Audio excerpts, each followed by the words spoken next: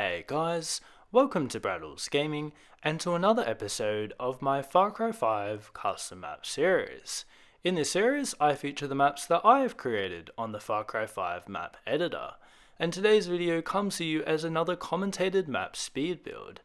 In these commentated map speed builds, I record myself building an entire map from start to finish, speed up this footage, then commentate over the sped up footage to give you an insight into the mind of a Far Cry map creator, giving you the rundown of the map from its inception to its completion. So if this sounds like an awesome time to you, then great! Grab a snack, stay hydrated, and settle in as I unearth with you all my latest creation in the Far Cry 5 arcade, Food versus Fuel. Now, don't even get me started on how I came up with the name Food versus Fuel. There's probably tons of alternative names I could have picked, but I settled for something a little out of the ordinary and also very simple, which would hopefully increase the chances that a random player on the Far Cry 5 arcade picks it if they're hosting a multiplayer lobby. It was also 2 AM, I was saving the map for the very first time, and thus was struggling to come up with a new name at that very moment. But having known I was going to base the name off the map, off the general layout and narrative of the map that I came up with beforehand, which I'll explain a little later, I just came up with Food versus Fuel. Ironically, I never changed the name of this map either. I was kind of toying with the idea of making a name change, but Food versus Fuel is what stuck with me as both a memorable and funny name, so I kept it. And just like the map name being random, the idea for the map was also pretty random too. To be perfectly honest, this might have been a totally different speed build with a totally different map idea and video had I gone down a marginally different route. In the last week of last September, I had a little break in the middle of my semester where there were no classes, and so I took the liberty of having some extra uninterrupted time at home to try and build a map over one solitary week. Originally, I was actually going to build a medieval map idea that I come up with in August, but I figured I wouldn't have the time to build that map in a week, so I decided to settle for this map instead. And that's how the idea randomly popped up in my head. At midnight, I struggled to come up with an idea for a map for a while that I thought would be possible for me to build in a week. A map that was going to take me far less time to build than the medieval map idea I had already envisioned. Eventually, I came up with this map, Food versus Fuel, a team deathmatch map that would be centered around an American city street, with each opposing side of the street having a particular landmark location that would serve some sort of corporate rivalry in this city. The two most common businesses you probably see across city and suburbia is the fast food restaurant and gas station. At least these were the two businesses that popped into my head at midnight. And so began my journey to craft a map around this sort of narrative, a corporate rivalry narrative of food versus fuel. Now, apart from the wacky name for the map, the title of the video also suggests that this map is really special for another reason. During the build, I decided to actually build an entire fast food restaurant out of generic shapes. Originally, I never thought I would make an entire fast food joint out of generic shapes, even when I came up with the idea for this map. And that's partly why I initially underestimated the time it would take for me to complete the build, as instead of having a finished map and video out by the end of September last year, this delay caused me to only have the video out now, amongst some other delays in my own life that also caused me to delay the release of this speed build and video. Personally though, I think building the restaurant part of the map out of generic shapes was definitely worth the wait. At the outset, I was going to take a major shortcut in this build and use the prefabricated double-story bar asset from the map editor category of the Far Cry 5 campaign. I'm really glad I didn't. Building an entire fast food joint from generic shapes was a serious undertaking and not something I ever thought I would have the patience or skill to pull off, but this map was a breakthrough for me in the sense of working with generic shapes. I have worked with generic shapes in the past, but only really in small amounts, and having something so significant in this map's build, such as my own custom fast food joint, I think will really separate this map from all others, because whilst a lot of other parts of the map can be replicated by pretty much anyone, the fast food joint is something I created by myself and completely from scratch, thus making it truly unique. Furthermore, if I was to use the bar asset from the Far Cry 5 campaign, I don't think it would have suited the city environment that I built around the map either. However, despite not using the bar asset from the campaign, I still use some proper inspiration from Far Cry 5's campaign elsewhere, via Cheeseburger, the big lovable bear that you can make your companion at the Fang Center in Far Cry 5's Hope County, in the main story. And also the bear that apparently feeds off a cheeseburger only diet. Probably why he's called Cheeseburger. And, that's at least what I remember from playing the Fang Center mission on Far Cry 5 6 years ago, which I honestly can't believe it's been that long ago since Far Cry 5 has been released, but nonetheless, it is. And so Cheeseburger's fast food, as I'm dubbing it, is what happens when this bear goes commercial and his brand and reputation becomes commercialized in the big city. So this was essentially the inspiration for the fast food joint on my map, and I'm really looking forward to sharing with you all further details about the build of this custom made structure later on in the video. But for now, let's actually start talking about the map, because this has been a pretty long-winded introduction to the video, and there has actually already been a lot of action that's already taken on place on screen, like this kind of custom structure that I'm making at the moment. Now, I'm not sure if any of you will actually be able to guess what this is. Maybe pause the video and try and see if you can guess what it is, and then comment and see if you're right about it later on, which I am now going to reveal the answer for. But basically, those are essentially military wall blockers that I've basically put on the sides of the roads to really enclose the map in this arena and treat it like it's an active war zone. So a bit like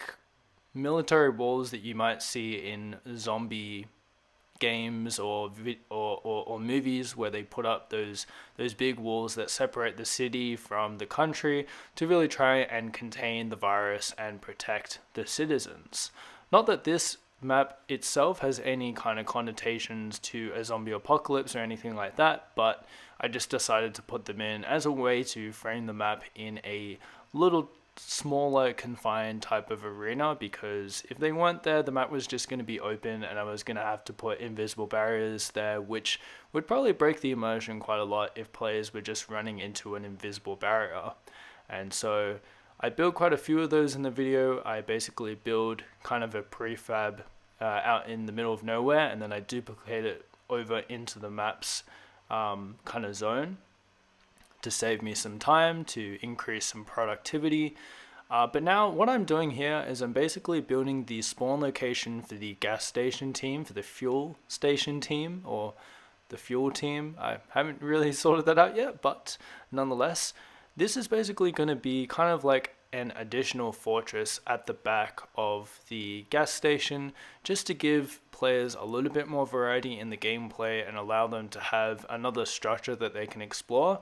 And I particularly want to add this to the gas station side of the map, because apart from the gas station, which I've already placed down earlier on in the video, but I come back and detail a little more later on, it is kind of just the gas station and not much else. So I wanted to add this kind of little fortress here to give players a little bit more of a fighting chance, especially if the other team pushes them beyond the gas station. They're going to have a pretty sizable defensive structure that is going to afford them a lot of different cover and different options for fighting back.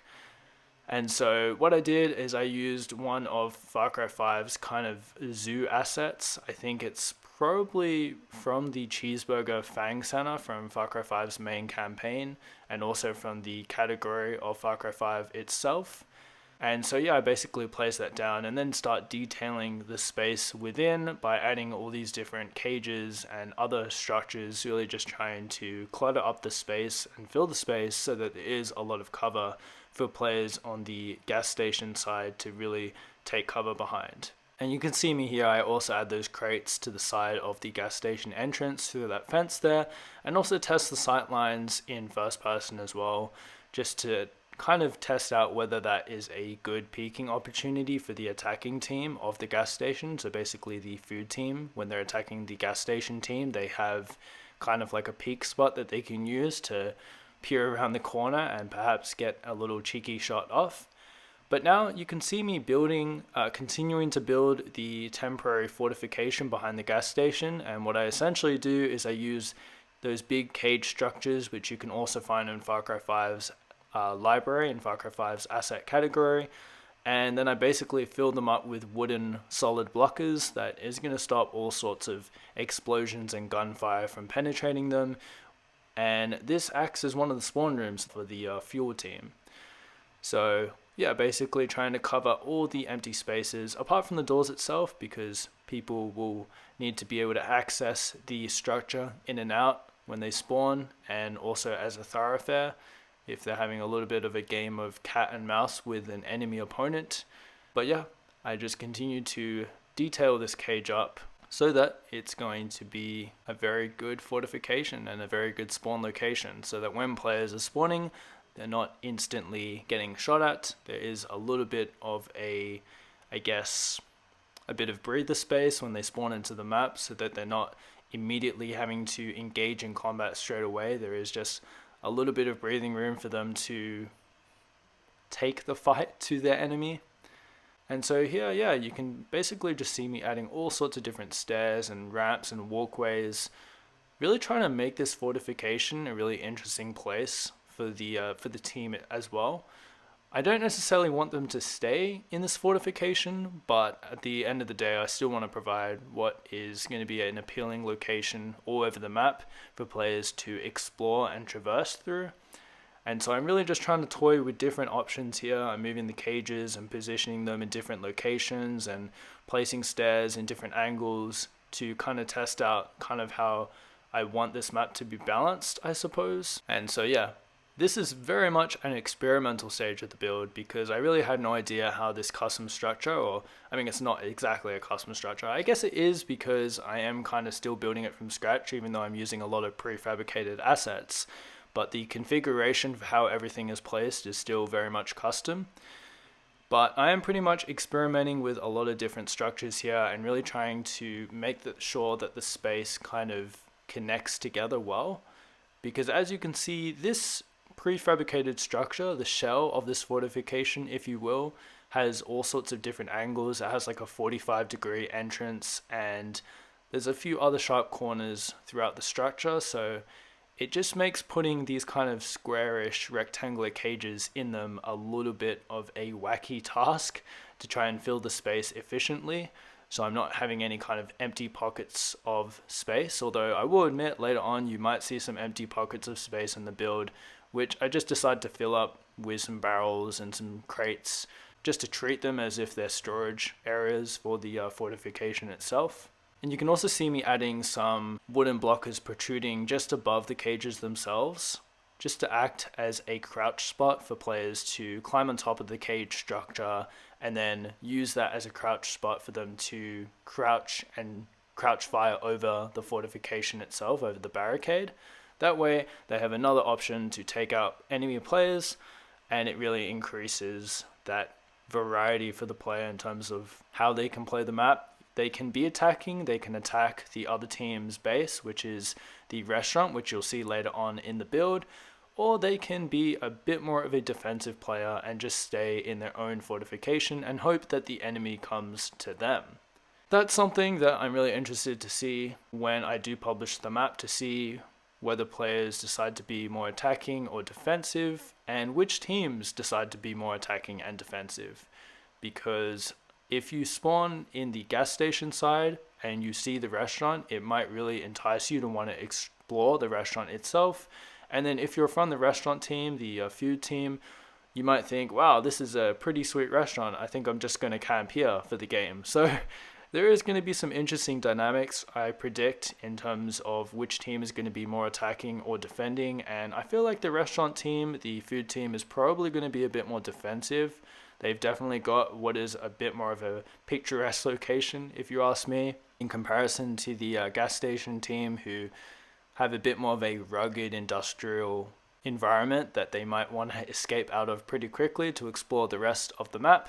But again, these are all things that I'm just kind of speculating might happen in the gameplay, which is of course a follow-up video I do to any kind of speed build map breakdown video that I do on the channel, just to go over what are kind of the predictions or kind of what are the observations of how the map is played and the pros and cons for the map itself as well. Now it's also worth noting that whilst this fortification serves as a really functional part of the map's design, as it helps to reduce spawn killing and just allow the gas station team not to feel so overwhelmed if they are really being pushed against it. Also note that there are some shared spawn points on the map, so that definitely alleviates the pressure of spawn killing as well as a map designer. But the fortification that you're seeing on screen also acts as more of a narrative part of the map as well, because it keeps in line with the sense that this corporate rivalry of food versus fuel, well, that the fuel industry in the city, I guess, is actually expanding, and that this is a storage area for the gas station itself, but in the longer term is actually a premeditated construction site for the gas station, the existing gas station, to expand the corporate rivalry in the city by expanding this land into a dual capacity gas station. So it's all part of the narrative, and it's also part of the functional infrastructure for the map. And so you see me continuing to fortify this temporary storage area or this structure, fortification, whatever you want to use, and I'm just reinforcing it with sandbags. And at the moment you see me on screen just testing out the level of the sandbags, trying to see if players can actually crouch over it, if the animation is going to work with the level that the sandbag is currently. And when I'm in explore mode, I do find out that it isn't quite at the level that I want it to be, so I have to raise the sandbag level down just a little bit. And that's also why I added the wooden ceiling underneath the structure itself, because that way I could lower down the sandbags without these sandbags clipping through the roof of the cage and breaking the immersion where players could see the invisible side of the sandbags, because these sandbags here, they have an invisible underside, which again will just ruin the immersion if players can see them. So that's why I added the wooden ceiling floor, just to cover up the cage but also to provide a proper structure so that I could drag the sandbags down a little and therefore allow this crouch animation to work seamlessly as a player goes to crouch and shoot behind it. So there was quite a lot of tinkering with this little part of the map. It's very much a nitpicky type of operation, because you really got to make sure that the level of the sandbag is exactly at the right level, because otherwise the crouch animation over the sandbags is just not going to work that well. But I do figure out that it does seem to work pretty well by now, and now I'm just kind of finding other little potential problems in the map's design, such as the cage here, which has a little bit of an exposed hole in the middle of its roofing. However, it doesn't actually seem to be a problem, as you saw me test with the explosives there. Even though there is a physical hole there, there is actually no way that you can actually seem to chuck an explosive down that hole. So I decided to just leave it, because it actually doesn't seem to matter. The game doesn't seem to recognize that that is a hole, or at least it's not a hole that any grenade or explosive device can fit down, which would obviously cause some catastrophic issues if that was the case, because then someone could just stand over the spawn and basically spam some grenades in there and get some very cheap, easy kills, which I'm sure would be pretty fun for them, but probably not for the people that just spawned in the map. And so here you can continue to see me just, again, reinforcing this structure with kind of like a bunker structure, I suppose you could call it, right over the top there. And that bunker structure is, well, it's very well covered, but it's also guarding the gas station back entrance, so that if an attacker comes through that back entrance of the gas station, it is well protected from any attackers that is going to come in that direction. And so similarly here, I'm also adding some more defensive measures, really trying to cover all the entrances of this fortified position. And so what you see me doing here is making kind of like a window frame. And originally I was thinking maybe this could be a window frame to throw grenades through, but I actually don't really recall what I turned it into. I think here you can see me testing it in explore mode, in sped up mode as well. And I just try to test to see if that's a viable option to actually throw a grenade through that window frame. But I think I decided against it because after a few tests, the grenade that I was throwing through that window just kept coming back to me. There wasn't really a big enough opening for the grenade to actually fall through, especially if you're throwing it and you're trying to throw it pretty frantically to wade off potential enemies into the structure. So I think I just ended up including it still, but it's more of a shooting window than it is a grenade throwing window, because if you try and chuck a grenade through there, I mean, good luck, all power to you, but you might end up having the grenade coming straight back to you in a boomerang-like moment. So it might not be the best option to kind of ward off any kind of potential trespassers, but nonetheless it is there, and it is an option for you to consider when you're playing the map nonetheless. Now we will be coming back to the fortification behind the gas station structure a little later, but as you might know from my map editing style, I like to kind of move around with different parts of the map. I don't really like to stay in one place for too long, because I do find that I start to get a little worn out if I'm putting all my attention into one part of the map. So here I'm moving on to a different part of the map project, and that was debating kind of whether I should add a trench down the center of the map to primarily break the sightlines, to add a little bit of verticality for players and just to add a little bit more interest. But as you can see me doing here now, I decided against the trench. It was just a little bit too much of a far-fetched idea, especially for this type of city map. I don't think it would really make that much sense to kind of have a trench down the center of a medium of two roads, a medium between two roads. So in the end, as you can see me doing here, I decided to smooth it out and turn it into a ditch instead. So the medium between the two sides of the road is now a ditch with some vegetation through it, instead of a very imposing looking trench that, in my opinion, just wouldn't really make sense for this type of environment. But having a ditch down the center of the two roads, I think, makes a lot more sense. I think that's a pretty common thing that you probably see in a lot of mediums. I don't know if it's median or medium, but nonetheless, in a lot of mediums down the center of two roads separating each other, you do tend to see quite a lot of ditches with vegetation in them, kind of like for the drainage and stuff of the roads itself. And so, yeah, that's what I decided to go for in this map. Having that ditch just allows for a gradual kind of decline in the map's, I guess, terrain. So whilst this map is very flat in general, having just that slight change in the level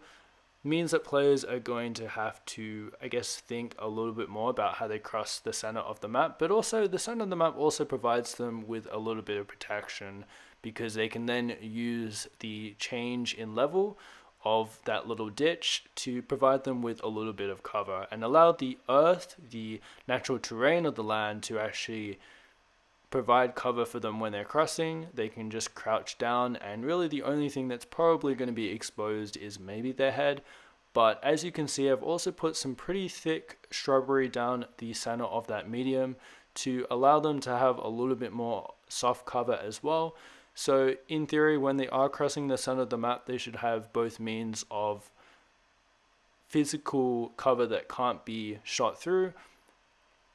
but they should also have soft cover in the form of that vegetation that is hopefully going to hide them, so they can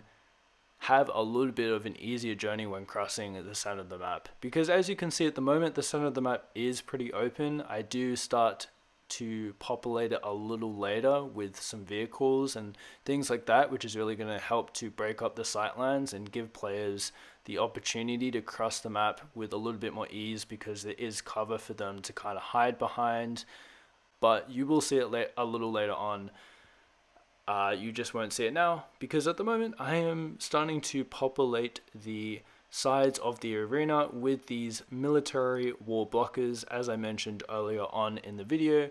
These are basically assets that I kind of created from scratch using kind of road barricades and concrete walls and just duplicating them upwards to form these really imposing barriers that really kind of form the shape of the arena and keep players within the playable zone of the map, but also to kind of introduce the idea that this particular part of the city is under lockdown. It is designated, or it has been designated, as a war zone between these two corporate entities. And even though it's probably pretty unrealistic that a city would kind of just close off one area just to kind of allow it to be a war zone, this is a Far Cry map at the end of the day. So as much as I try and make parts of it realistic, including the narrative, it isn't always going to be the most realistic in nature at the end of the day. So yeah, I just decided that was going to be a lot better than keeping it open, because if I kept it open, I was then going to have to waste a lot of time detailing down the entire length of the street, as it would mean the player could see outside the map's playable area, and therefore could see quite a lot of what I didn't want them to see, such as the tons of objects I randomly placed just outside the playable area at the beginning of the map, to save me some time from otherwise having to go into the asset browser to search for a single item every single time I needed something. But now, the moment you've all been waiting for, we now come to the most exciting part of the build, the restaurant. Now, first things first, I placed down a similar fortification structure to what I placed down behind the gas station. This one was a little larger, and I didn't do anything to it at this stage, apart from placing it down roughly where I wanted it to go.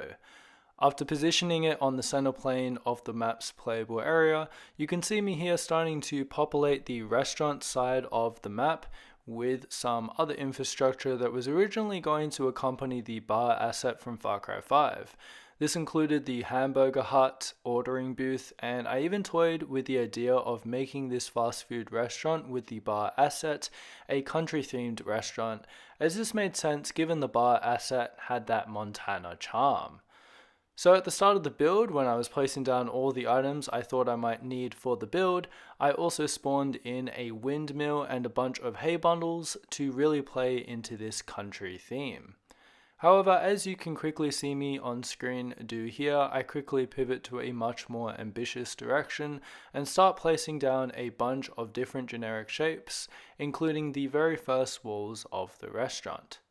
And it's at this point when I started learning a lot more about generic shapes construction in the Far Cry 5 map editor. First off, I found that it was really good practice to place a variety of different generic shape structures on the map first. That way you have freedom of access and you can freely pick them as you need them. Because like I've mentioned, or maybe I haven't mentioned yet, I actually can't remember, but I felt that by placing all the objects down at the start of the map, it just allowed me to have a lot more time to actually build the map rather than browse for items to build the map with. And so that's kind of another tip that I would suggest to you out there, that if you are starting a map from scratch, and this isn't a generic shapes tip, but it's just a general map tip, is that if you want to improve your map making productivity, I highly recommend that when you first start building a map, that if you have a clear idea of what type of environment and or theme you're going to be making, to spawn into the map editor any kind of object or asset that you think would be relevant to your current map project. This can even involve pre-picking certain terrain textures or vegetations before building the map as well. For example, if you know you're going to be building a Vietnam War themed map, why not pre-select the Hours of Darkness vegetations under the collection tool, whilst also spawning into the map editor every type of Hours of Darkness asset into the map beforehand, so you don't have to constantly navigate to this category every single time you need something from it. Having most of everything you need right there spawned in and ready to go is going to save you a lot of browsing time, which chews into your map editing time.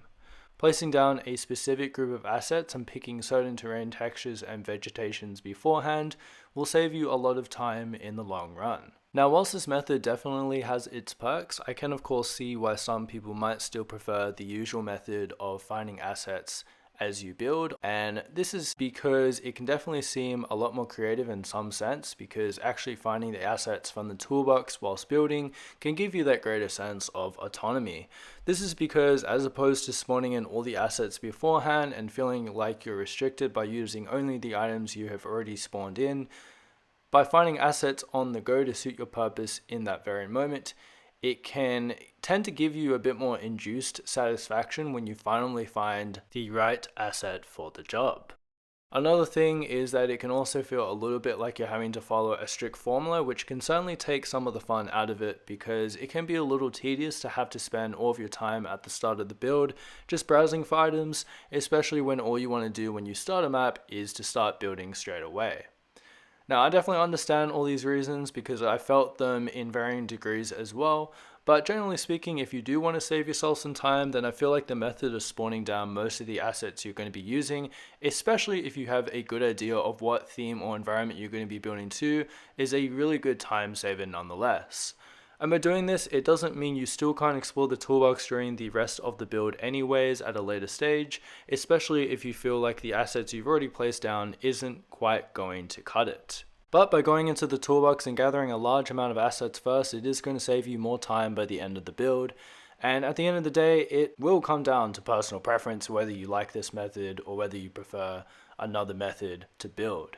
Now, I also think it is going to depend on whether or not you have a clear idea of what your map is going to look like, at least from a theme or environment perspective, because if you don't have that clear idea, then it's probably not going to serve you too well to use this method, because you're probably just going to waste time actually by spawning in assets that you're not actually going to eventually use. For example, let's say you didn't really have a clear idea of the theme or environment from the outset and would have spawned in both Watch Dogs and Assassin's Creed 4 assets, but then by the end of the build you end up with a map set in Montana. This then would make this particular exercise or method void and could then definitely be considered as a waste of time in and of itself. But either way, for this build at least, I found it super helpful to spawn in pretty much every single asset that I needed beforehand. And by the end of the build, I found that I probably didn't even use like 60% of the stuff I spawned in at the beginning, but that's still okay because it meant I already had the bulk of the stuff I needed for the map by browsing at the beginning, as opposed to going back into the toolbox every single time to try and find a specific item over and over and over again. That is literally the definition of insanity. But as you saw me do just then, and probably will continue to see me do during the rest of the build, I'm also a person of insanity, it turns out, because funnily enough, I still found myself going back into the asset browser multiple times over and over again to find an asset, but I guess that's just old habits dying hard. And as I mentioned earlier, this isn't always going to be the most foolproof method, as you're still likely going to be missing something, but overall I definitely found it to save me some time on this build. Either way, I'll let you be the judge, and I also think it relies upon you as the creator having a clear idea of what type of theme your map is going to be, to know what type of assets to spawn in at the beginning of your map's build, so that you are actually saving time and not wasting more time. Now, one thing I've learned from using generic shapes is that you definitely don't want to fall into the temptation of just using the biggest blocks, because it actually limits what you can do, and ironically it wastes more time. One big asset means only one wall type and one material surface. And that can often mean that you compromise having the ability to have openings in your walls, because Far Cry 5's map editor doesn't give you the ability to punch a custom hole into a generic shape wall, so you actually have to use some pretty particular assets to have wall openings, such as windows and doors. So you have to make sure you use the generic shape walls that have doors and window openings in them, because otherwise if you use one of the standard walls, you're just going to be stuck with that wall. So you definitely want to have a variety of different generic shapes spawned onto the map, and you definitely want to use a variety of different generic shapes. I understand that you can definitely be tempted to want to try and make a building quite quickly, and therefore you might try and use the biggest wall blocks out there. But the problem with that is that it doesn't really afford you that much flexibility when you're building. And like I said earlier, it can ironically actually waste your time, because if you build a building made out of bigger walls and then come back to it and try and add windows and doors later, you're actually not going to be able to do it. You're actually going to have to replace the big walls that you've already placed down with smaller walls and different walls that actually have those openings in the first place. So definitely don't fall into the temptation, like I have on many cases, of using bigger walls. Definitely resort for smaller walls and putting them together, and that way you can also change the surfaces of each individual wall that you place down, each individual smaller generic shape that you place down, which is just going to allow you a lot more flexibility and scope for how you want your building to actually look and structure up. And if you're after even more flexibility, one thing you might have noticed me doing before, and it's something that kind of permeates throughout my entire structure for this restaurant, is that I actually build with 2 thin walls rather than using 1 thick wall. This is because using thick walls doesn't actually afford you as much flexibility as the method that I display on today's video, where I actually use 2 thin walls and stack them next to each other. This is because using thick walls is similar to what I said before about not using bigger generic shapes, as they lack flexibility. Well, the thick wall is pretty much under the same principle. And that's because whilst it definitely has that imposing look, as it's structurally double the width of a single thickness generic shape wall, if you select these for a building such as this, when you go to select the material finish for the shape, and this applies for any generic shape, you can only pick one material finish. This means that the entire generic shape that you picked will be covered in the same singular material finish that you end up choosing. And so by joining 2 thin walls together, you then have the ability to change the material surface or finish on each of the walls individually, so you can have different surface finishes on either wall. This means you can have a proper exterior wall material or finish and a proper interior wall material or finish, increasing the authenticity of your generic shape building structure as it applies to real life, where buildings often have different finishes for the outside of the building in comparison to the inside of a building. And so the final product for Far Cry map building, at least, is that you now have a double layered wall structure that affords you as the map creator the convenience to be able to pick different wall finishes for both the inside and outside of the building. So it ends up being so worth it to use this method, as it gives you so much more flexibility and generates so much more contrast and interest for players playing your map, that your custom made structure doesn't just conform to the same material and finish all over, but actually mixes it up, creating a very pleasing aesthetic. Now, if you're having issues with aligning these single wall generic shapes next to each other so they join together seamlessly, might I suggest to my fellow console creators, as I feel PC creators have the snapping tool and arguably a greater amount of control using a mouse and keyboard, to try out the Edit Coordinates tool, which you're able to use with any and every object you place down from the Far Cry Map Editor browser. If you didn't know about this yet, this is going to be your new superpower, because this gives you the ability to edit objects by their specific coordinates on the map, and is going to give you so much more precision when positioning items in your custom map creation. It might be a little hard to see because the footage is quite sped up, but if you look closely or even pause the video from time to time, you can see me making the most of this feature. It truly is an absolute game changer, and I honestly don't blame you if you've never known about this, because it took me at least 2 years in the map editor myself to find it, as it's a pretty tucked away feature of the map editor. But now you start to see me form the perimeter of the kitchen, or rather the area where the kitchen is going to go for this restaurant. And you can actually see I use the double wall technique again, where I combine two single walls together, and that way I can have a different finish material on either side of the wall, both the external side and the internal side. And so I also came up with an idea here to combine some kitchen furniture together just to give it a bit more depth and length. That way it was going to fill up the area a little bit more. But I also decided to kind of create an L shape at the back of the restaurant just to give a little bit more interest to the players, so that if they are fighting in the restaurant in the internal space, there are a few rooms and some sharp corners that they have to fight through, and that's really going to emphasize a little bit more of that close quarter style of gameplay, which for the rest of the map I wouldn't necessarily say it is lacking of, but the restaurant definitely exemplifies the kind of close quarter combat that is a lot less so throughout the rest of the map. So I thought it was really good to add some variety here. And you can also see me fix up some of these weird junctions here where the corners are kind of a little bit out of place and there's a bit of a gap, and so I have to use a very thin generic shape to kind of fill in that space so that it still looks like a pretty seamless kind of surface material.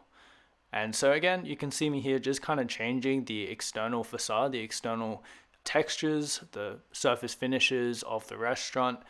and really just tinkering through it all, really trying to select all the walls so that I'm increasing my productivity, and also duplicate some walls over as well, just to kind of visualize what it might look like with that particular type of surface material. But also what you can see me doing here is I kind of make what I guess you could call a parapet wall, where it's basically kind of like a protruded privacy wall that is basically going to kind of cover up the bin area of the restaurant at the back. Because if there are any customers that walk past and they look down the alley, or if they're driving in their car through the drive-through, they're probably not going to want to see the bin area as they're ordering the food, as it's probably going to be a pretty unappetizing experience for them. So as you can see, as the map creator, I am thinking about the entire map, both from the kind of aesthetic point of view, but also the design and kind of flow and structure of the map. This is of course a Far Cry map, but I still want to pay homage to real life and kind of shield the bin area from customers, at least for the part when they're ordering. And so I also edit this part of the wall where I add a high window on the wall just to give players a little bit more interest and provide some nice light and a view coming through the kitchen, so that the workers themselves can also have some nice views when they're working and some good ventilation, so that they're not being worked to death in the fast food kitchen, which is what they probably will be anyway. But who wouldn't want to overwork themselves for Cheeseburger, the cuddly, big, lovable bear, especially in his big climb up the corporate ladder? Now, with some more light-hearted narrative and jokes, let's get back into the map creation. And so yeah, I basically added that high window. I don't think players can actually climb through it from memory. I don't think there's really any way that you can climb through it. It's a bit too narrow of a window, and there's nothing really that you can climb on top to get through that window or even aim through it. But if you do break the glass, which you can do on every single one of the windows on the map, it does provide you another option to be able to throw a grenade through there, and definitely provide a very kind of sneaky approach to take out any enemies that are kind of holding up inside the restaurant. Maybe you're trying to flush them out. Well, throwing a grenade through one of the windows is a great way to do that. And so now I am going back to kind of the front of house where the seating of the restaurant is. Although, as you can see me do here, I am just starting off to introduce some of the flooring to the restaurant itself. So I've added a tiled floor to the staff bathrooms, which is kind of that protruded room out the back that kind of helps create the L shape at the back of the restaurant. Those are the staff bathrooms for obviously staff members to change and do other stuff, I guess. And as you can see, I'm also getting some more generic shapes here to create the flooring for the kitchen. And as you can see, I had to use some further generic shapes because some of the larger generic shapes didn't cover the entire area of the floor. across the entire kitchen, and so I basically had to morph two generic shapes together to basically get the effect that the entire floor was covered and there wasn't going to be any kind of gaps. And also the issue with that I faced is that if I tried to extend it out from the restaurant to the outside of the restaurant, it was going to show on the road, which isn't something I wanted to show because I didn't really want there to be tiles on the road itself. So I basically had to overlap it and hope that the graphical glitching on the floorboards overlapping each other wasn't going to be that big of an issue. And then I had an idea to create an opening in the roof of the restaurant above the storeroom, which connects the staff bathroom to the kitchen, as another fun way players could use to enter the restaurant, but this time from above. And so I end up using these concrete slab assets that I placed down at the beginning of the build. I felt that these were a little bit more convincing and they fitted a lot better with the opening asset there. And I also used the opening asset itself as well because I thought it was just going to be a lot easier to create that opening through the roof using a prefabricated asset rather than trying to engineer one myself out of generic shapes, which I felt was going to be far above my skill grade. And I also thought as well, by having this kind of hole in the roof, it would maybe show that this part of the building was much older than the other parts of the building, which probably actually doesn't make too much sense since the whole building was probably built at about the same time. Not from a Far Cry perspective, not from a Far Cry map editing perspective, but in real life it probably would have been built at the same time. And the extension itself probably would have been newer, if anything. But nonetheless, I just thought it would be better to use kind of that rustic concrete kind of texture as opposed to using a generic shape texture, because whilst there are some great textures in the generic shape kind of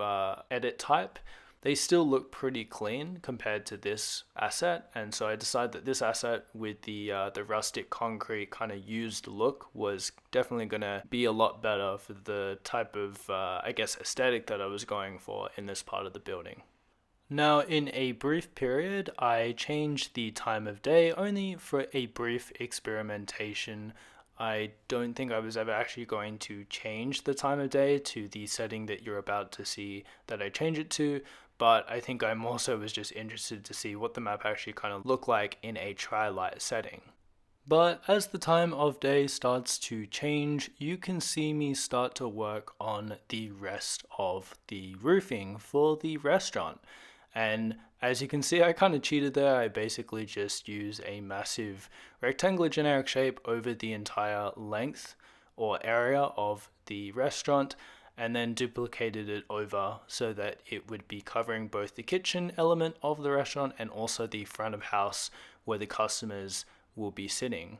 But I also wanted to change the roof texture for both the dining area and the kitchen, make it slightly different, make the kitchen area have a slightly more industrial looking ceiling, and then make the dining area a little bit more welcoming for customers. And so I changed the textures across either of those rooms. And then as you can see me here, I'm just filling up the gaps with more smaller generic shapes so that there is going to be no gaps, no weird kind of looking openings or holes in the roofs of the ceilings. Now, like the ceilings, I also wanted the flooring in the restaurant's dining area to be a welcoming atmosphere, and so I added this dazzling checkered floor as homage to retro American diners, then got to work on adding even more interior flavors to the space. Interior flavors such as these accentuated timber wall textures to break up any blandness present. This included making the door entrance to the kitchen a black charred type of color,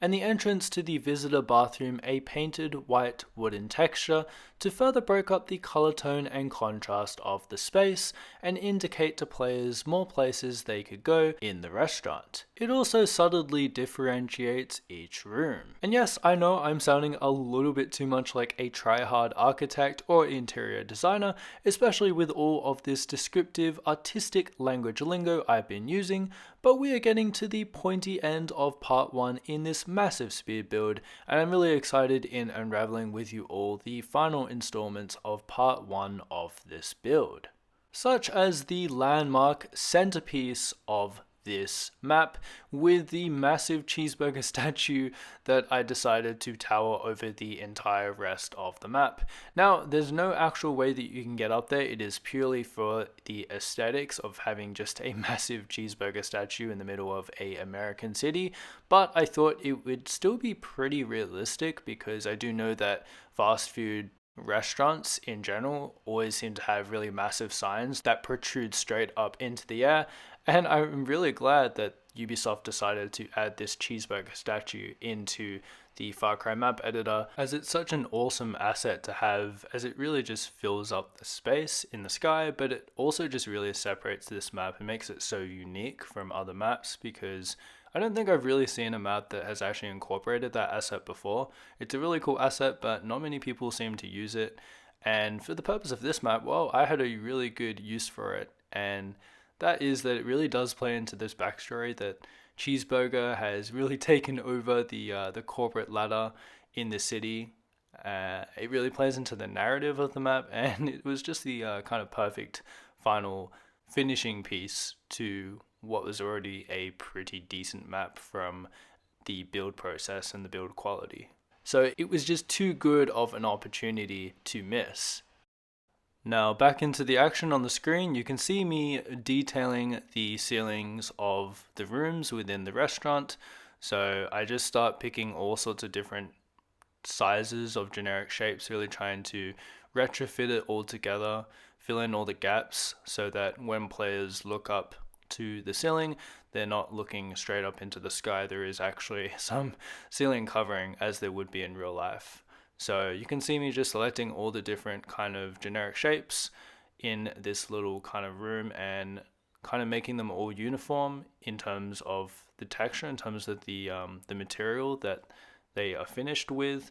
And I end up going for some sort of roof tile that is kind of similar to what the flooring is like, but obviously not the same material as the floor, so that players can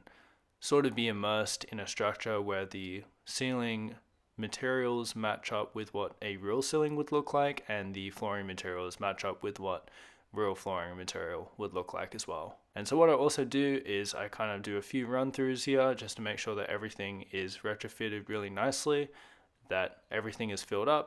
and that everything looks smoothly. So you can see me doing that here now, just running through the map.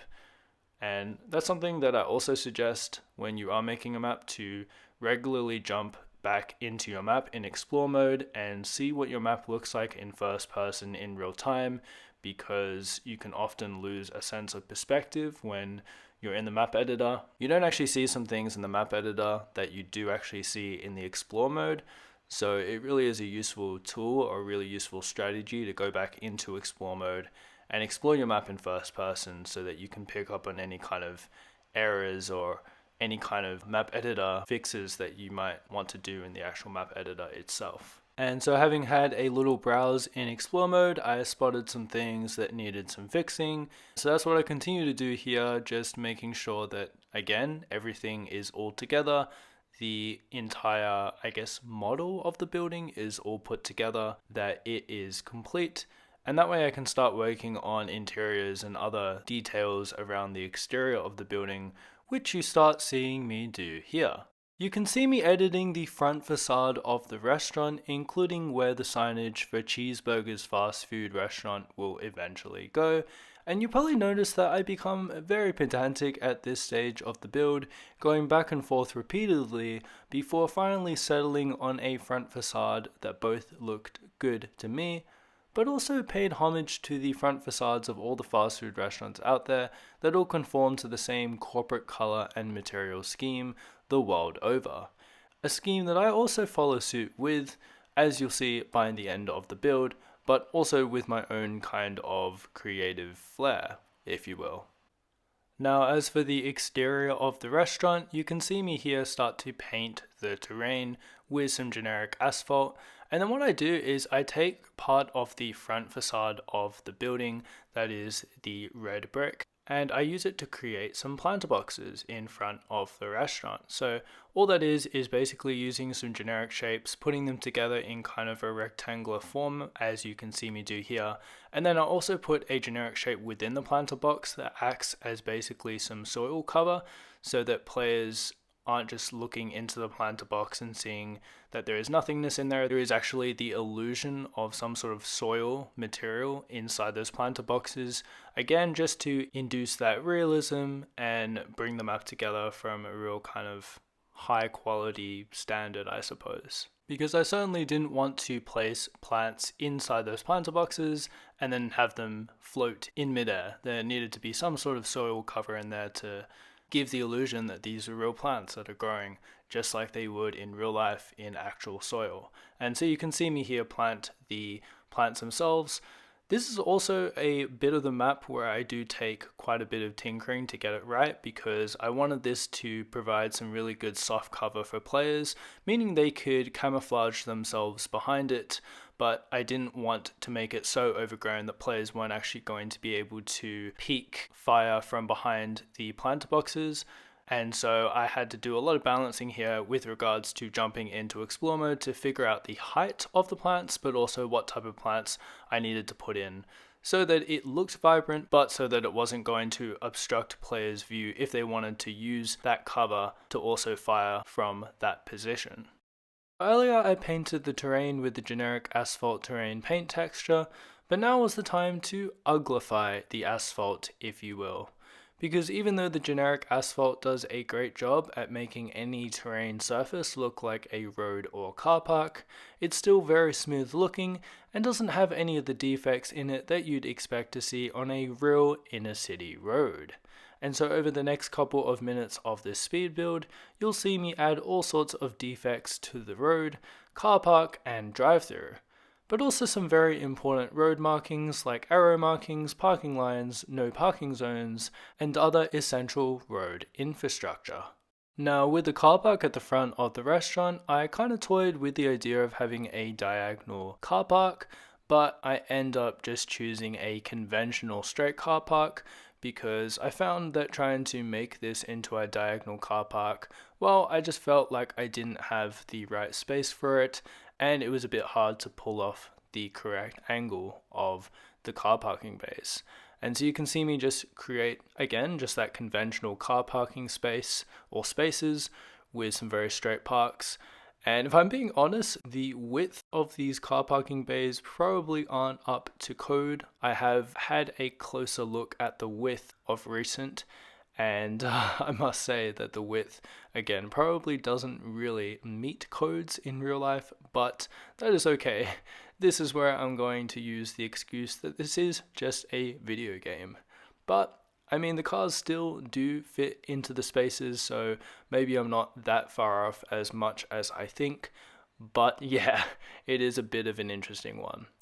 I also add these speed bumps around the restaurant for where cars will be going around the restaurant through the drive-thru, and I think that just brings a bit more realism into the map as well. I'm actually not sure if drive-thrus traditionally have speed bumps, but again, for the safety of patrons and the building itself, I decided speed bumps would probably be a realistic feature to add into the map, because you certainly don't want any hoons speeding around the restaurant. That is road safety 101.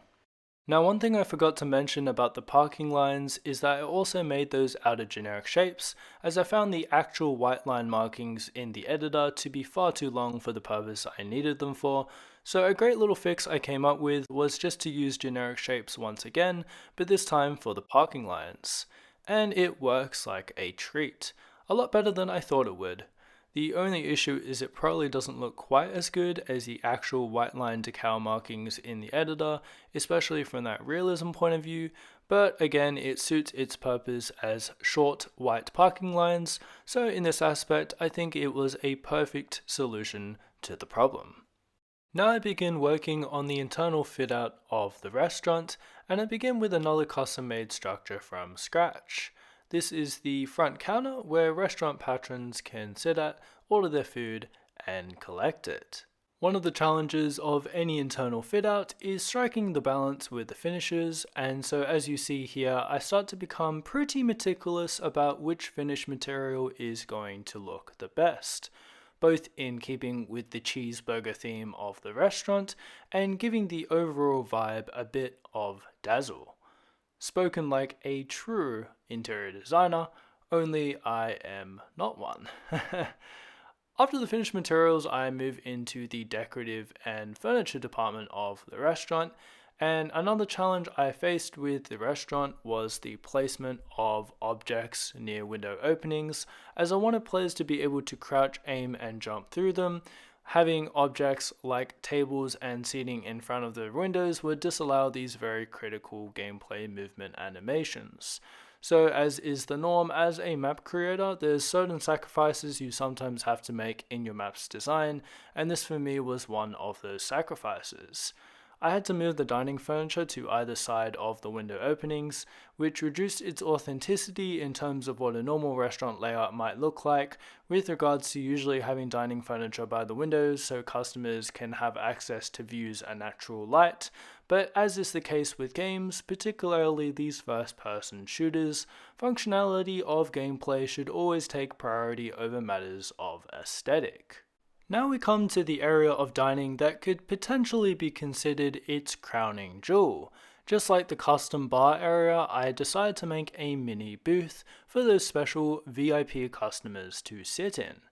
Now, despite not having a plush leather couch finish for generic shapes, I thought the red texture still had enough resemblance to make the cut, so that's what I chose, and I mixed this in with some wooden textures and existing table assets just to marry it up a little more so it was less noticeable.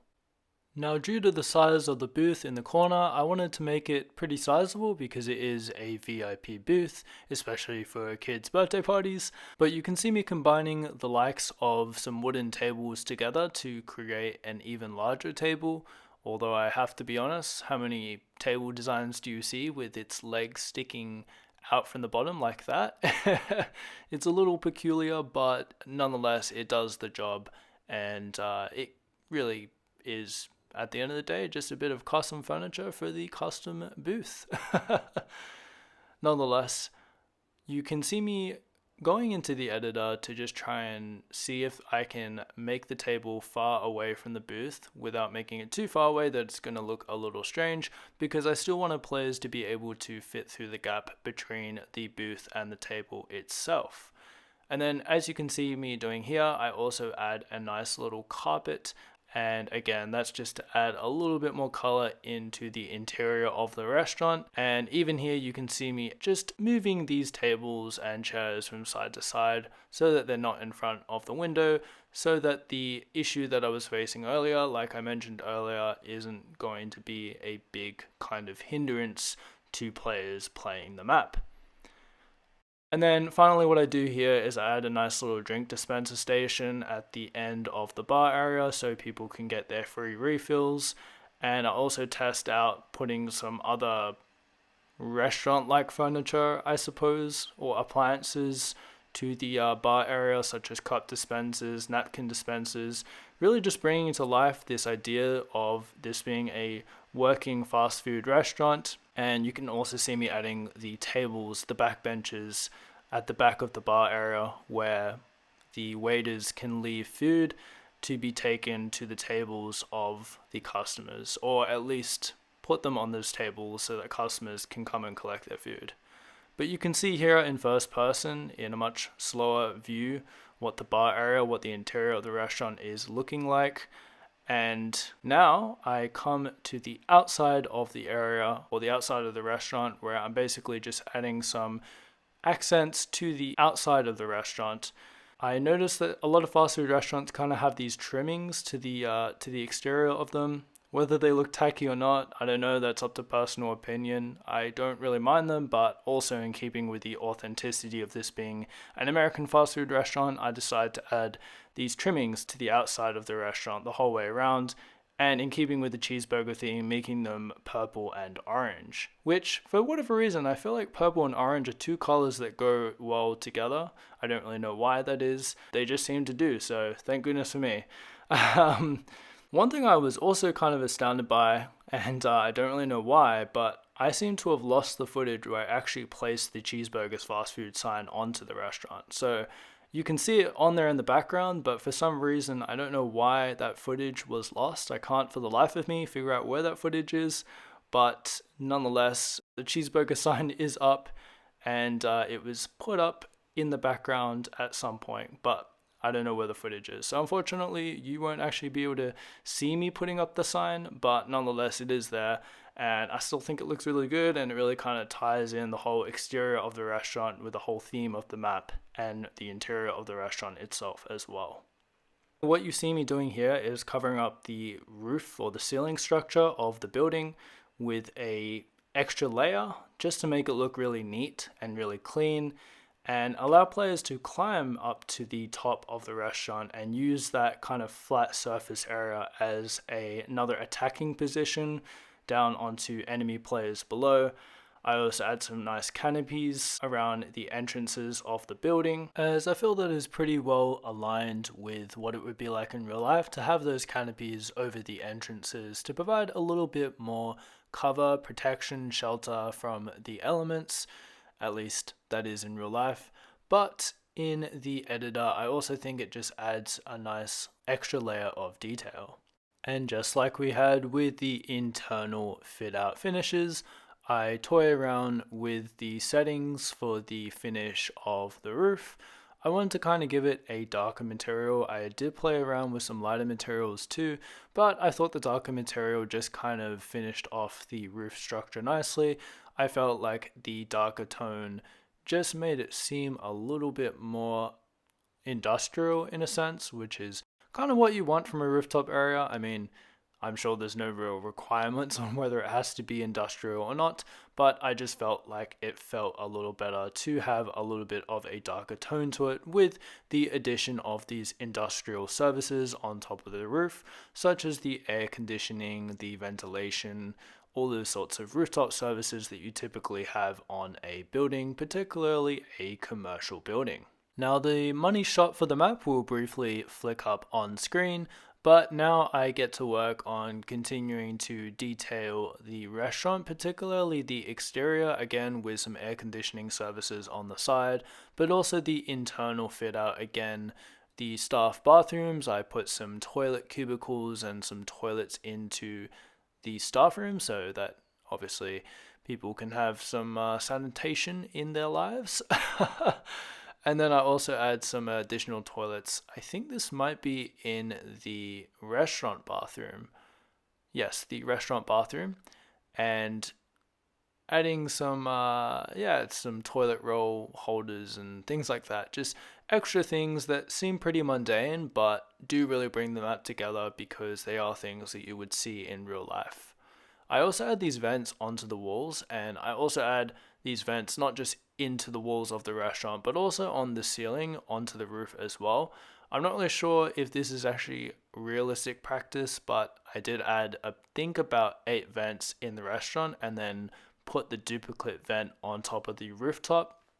so it would look like the venting system was coming from the restaurant into the open air of the rooftop and vice versa. And I feel like it's the addition of all these services that really does make the map a lot more realistic. If it was just a plain ceiling and a plain rooftop without these extra services on it, it would look pretty unrealistic. So even though these things aren't necessarily the prettiest things to look at, they are there in real life. So they're in this map as well because, like I've been saying, I've been trying to make it a little bit more authentic than just a Far Cry map, where it doesn't actually really matter that these things are in there, but at the same time, it really does add a lot of detail and really makes your map look a lot better from a realism standpoint. I also add some lighting fixtures above the kitchen prep areas, and those lighting fixtures, they're the Danko lights from the Blood Dragon category. For some reason, they are really bright, like they illuminate really highly. And I think that's great because in a kitchen prep area, you obviously want your workstation to be very well lit so that you can prepare the food and not be working in a dark, dingy basement type of atmosphere. You can see me populating the kitchen prep area itself. I have a few challenges here because the asset that I'm using, or the main asset that I'm using in the center of the kitchen, does have physics attached to it. So what I have to do is I actually have to edit the pivot coordinate outside of the grid area so that I can actually use the asset, because with the physics attached to the asset, it makes it pretty impossible to use in a multiplayer map where the budget limit is a lot lower. So you can kind of see me very quickly on the screen, it flashes up me editing the pivot coordinates so I can fit all this furniture with physics on it in the same confined area. To counter this, I also use the same method I use for the bar area, which is to use these generic shapes to create some really nice looking stainless steel workbenches for food preparation and storage as well. But that wraps up part 1 of this 2-part speed build extravaganza on food versus fuel. As such, because this is a 2-part mini-series, there will be no map walkthrough in part 1, as I'll be saving that for part 2 when I show you the entire map in all of its finished glory. Instead, on screen right now is a sneak peek of what is in store for next weekend's episode, which will be titled Finishing Off Food versus Fuel. Now, as for why this map speed build has been split into 2 parts, well, I decided it would be best not just to provide additional content, although 2 speed builds in 1 month, even if it is just the same map, does sound like a pretty good deal if you ask me, but also because I wanted to slightly slow down the sped up footage across each video so you can pick up more of the finer details of the build, as opposed to one super long video, which by the way would have been 2 hours long, compounded by super sped up footage that would have failed to show you the finer aspects of this build. Now, earlier I let you in on some basic tips of how to build with generic shapes in the Far Cry 5 map editor. I've still got many more tips to share, so if you've been enjoying these tips, then definitely let me know in the comment section down below if you'd like to see me make a standalone tutorial video on using generic shapes in the Far Cry 5 map editor.